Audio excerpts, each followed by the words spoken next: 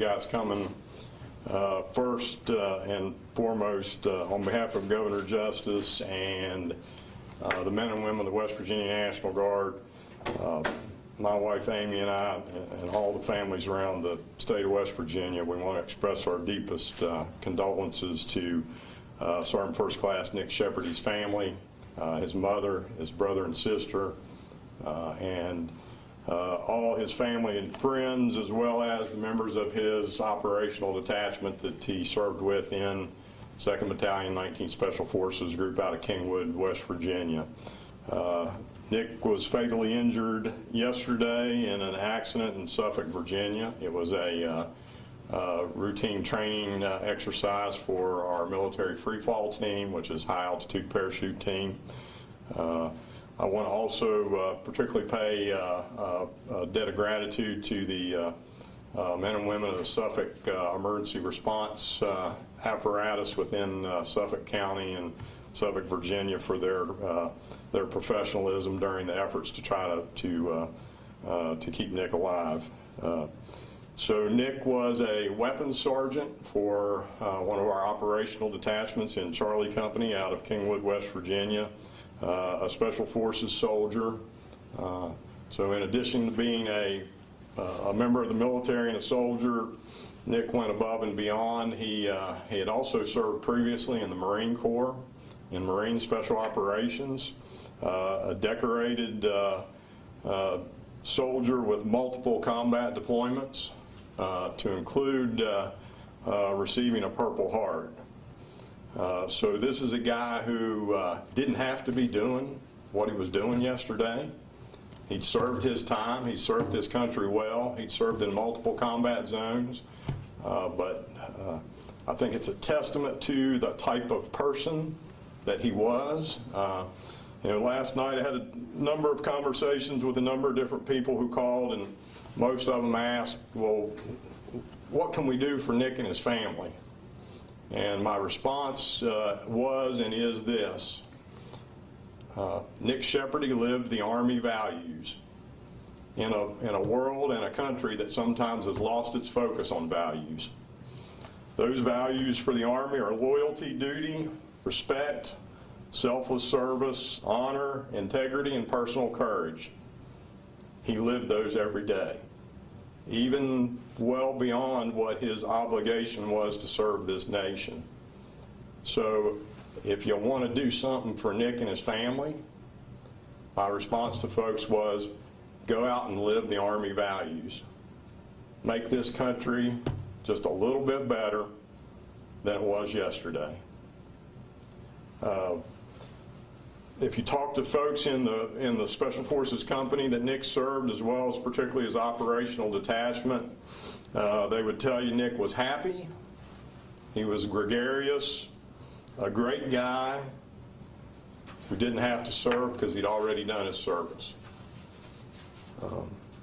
This should be, I think, a reminder to all of us about the sacrifice that a small group of people in this nation make, or less than 0.5% of the population of the United States serves in military uniform, and it should be a reminder to all of us about the tremendous sacrifice that some of our families make.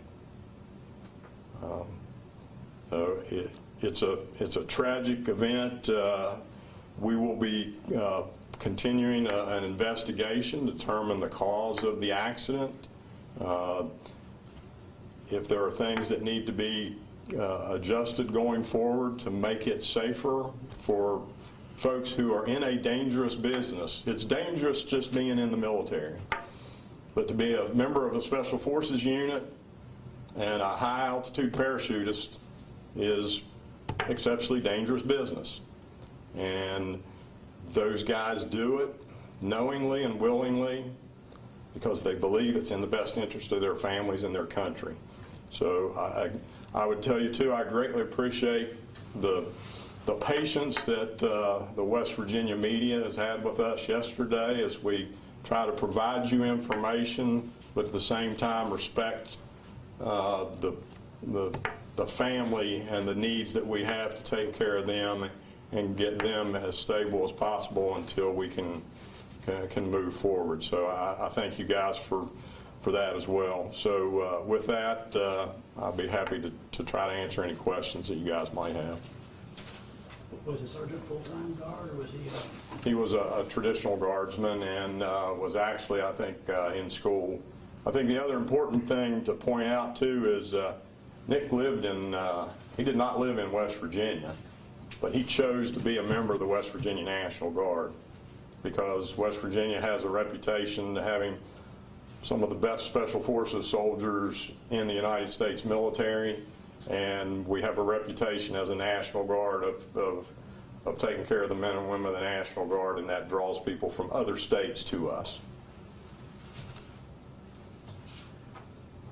Well, it was obviously something to do with parachute, but was it, from what altitude did they jump? I don't know that. I don't have the specifics on that, and Rick, we're working again on the investigation. I can tell you there was not an equipment malfunction, and we won't know until the investigation is complete as to what the actual circumstances of the accident were.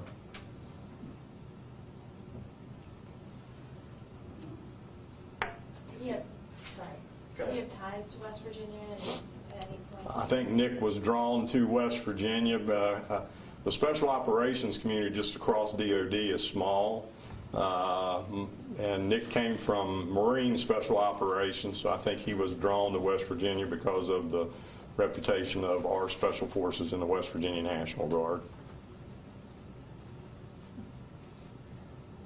So had he been flying from Camp Dawson, or? They had been in Suffolk. That was where the training event was occurred. Okay. So, all right. As the other things come up, we'll be happy. Holly can work with you. And again, I appreciate you guys being patient with us yesterday, and also highlighting the life of a true patriot. Thanks. All right.